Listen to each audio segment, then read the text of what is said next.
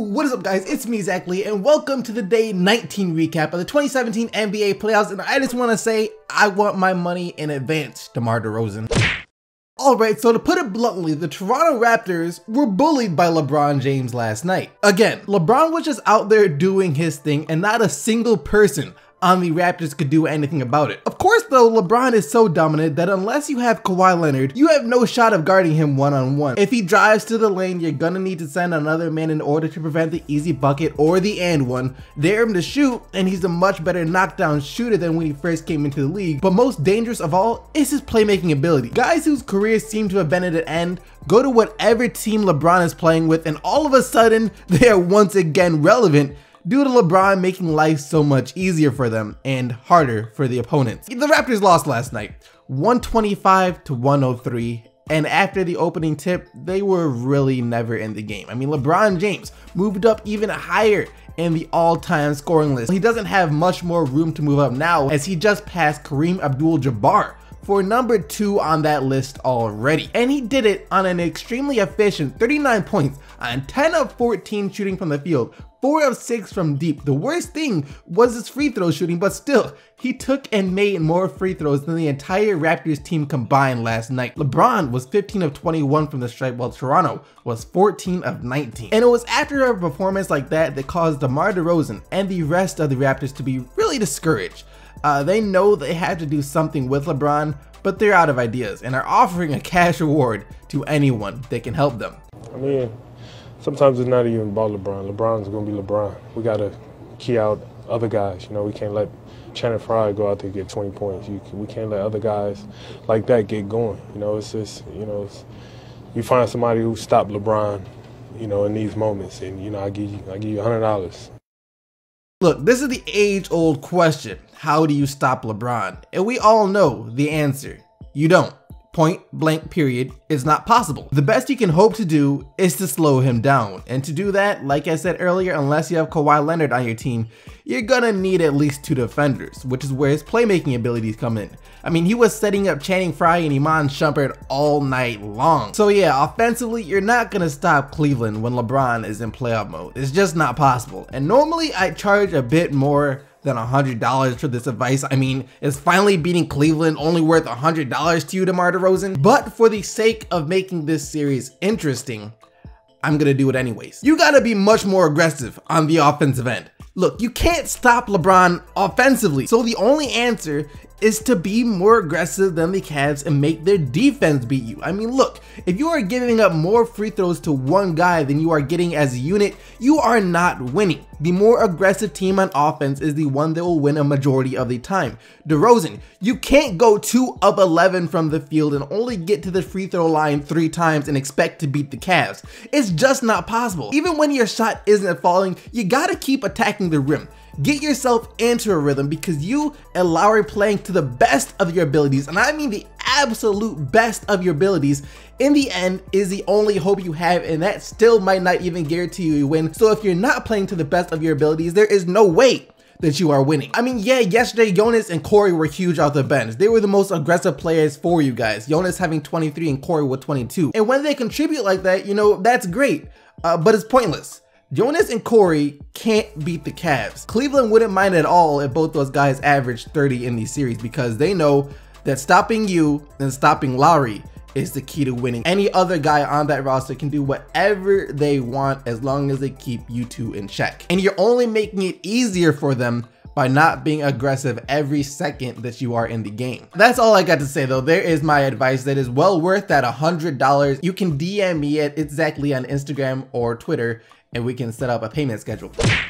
If I had to pick some words to describe the play of Isaiah Thomas, I'd have to say fearless, confident, aggressive, cunning, cold-blooded, and that's just to name a few off the top. And to take it even further, you could say that he has a certain mentality that is known throughout the world of basketball as the Mamba mentality, meaning basically that he's not scared of anything on the court and he knows how and when to take over the game. The mentality of the Black Mamba himself, Kobe Bryant.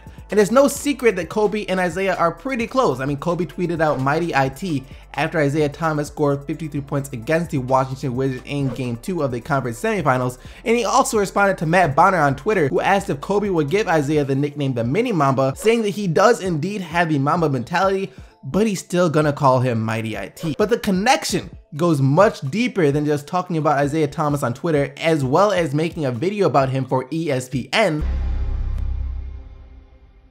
Isaiah Thomas wasn't always mighty.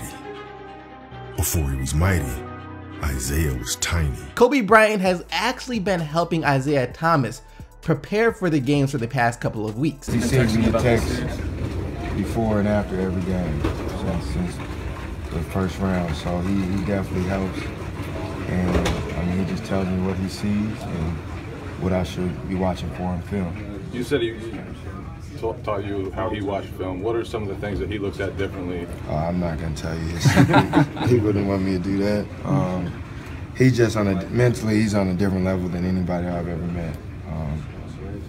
When we was on the phone for 30 minutes, I emailed him my film and he watched every second. And he was telling me what times to go to and what to look at in certain plays and things I didn't look at when I watched film. And he just, like I said, mentally you could tell he's one of the greatest ever. Now, Kobe originally reached out to Isaiah after his sister passed, and like you saw, offered Isaiah some help when it comes to film study, which is what Kobe Bryant prided himself as. He always said that first and foremost, he was a student of the game, always in the gym or in the film room studying, which is what led him to become one of the greatest players to ever play the game.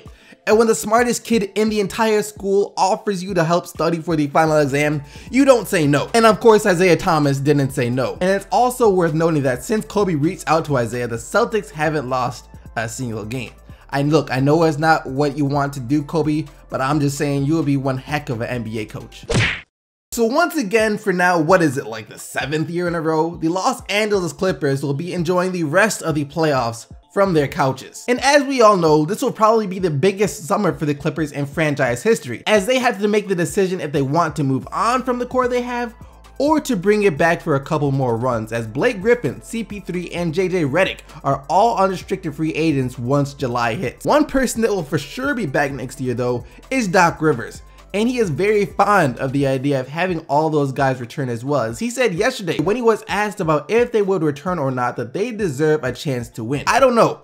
I think they deserve the chance to win. They have built this legacy. I do believe that. Whether that's what we decide to do that or not, there's a big part of me that believes in them. These guys are responsible for the birth of our franchise in a lot of ways. They consider themselves Clippers. I would love them to shepherd through that. Whether that happens or not, it's still too early to make all those decisions, or they'll make them for us. But I do have strong belief in that. See, my inner savage wants to make a joke about CP3 deserving a chance to win, but in order to do that, he'd have to go somewhere else other than LA. But there's the part of me that says Clippers fans have been through enough. So I'm gonna say this, they do deserve a chance to win, especially CP3. But I'm sorry, it's not happening with the Clippers.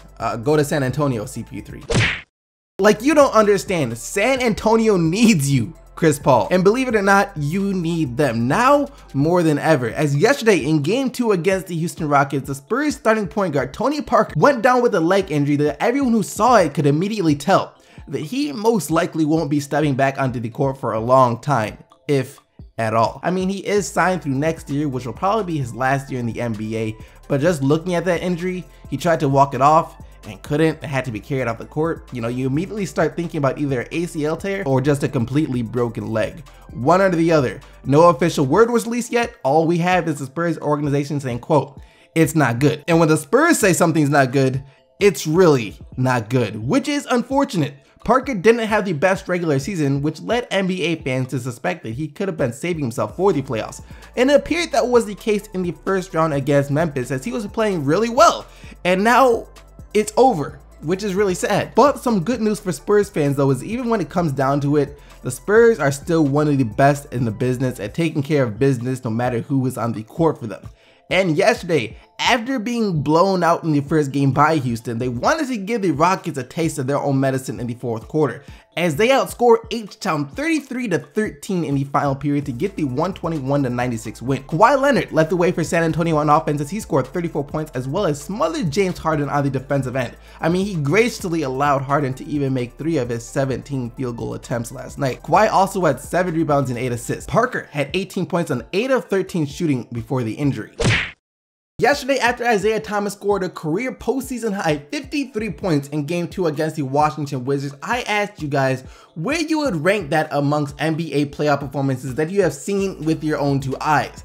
And a lot of you guys did have it really high up there, either top 5 or top 3, but most of you still put it behind LeBron James' Game 6 against the Boston Celtics. IT's performance against the Wizards was the greatest performance I have ever witnessed. To be that dedicated to the game and to go through all that about his sister, the man has heart and a love for the game. LeBron in Game 6 against the Celtics in the Eastern Conference Finals is probably and will always be my number 1 because of the stakes that were on the line going against LeBron. This game could have been a loss for the Celtics, but the series was still anyone's game. I think it's really close to number 1, with LeBron vs Boston Game 6 when he had 45 points and 13 rebounds. Isaiah Thomas' performance is number 5 on my list. Number 4 is LBJ's performance when he scored the Cavs' last 26 points against the Pistons. Number 3 is AI's Game 1 performance against the Lakers in 2001. Number 2 is LBJ in the 2016 finals. Number 1, MJ in Game 6 of the 98 finals. We have an OG watching the channel here. But yeah, like I said yesterday, my number 1 still has to be LeBron James, scorching my Pistons for those last 25 or 26 points a long time ago in his first stint with Cleveland. I mean, that made me so upset, but now looking back on it, I have to appreciate that. Which is going to bring us to today's question of the day. How would you stop LeBron? Of course, DeMar DeRozan asked you guys if you have any advice, he'll give you $100. So how would you do it? What would be your answers to stopping LeBron? Like I said, I don't think you stop LeBron. I just think you have to focus on what you can control, which is how you play on the offensive end while still trying to play some good defense on the other guys. Let me know your answers to the question of the day down in the comment section below, but now let's hop into the player of the day.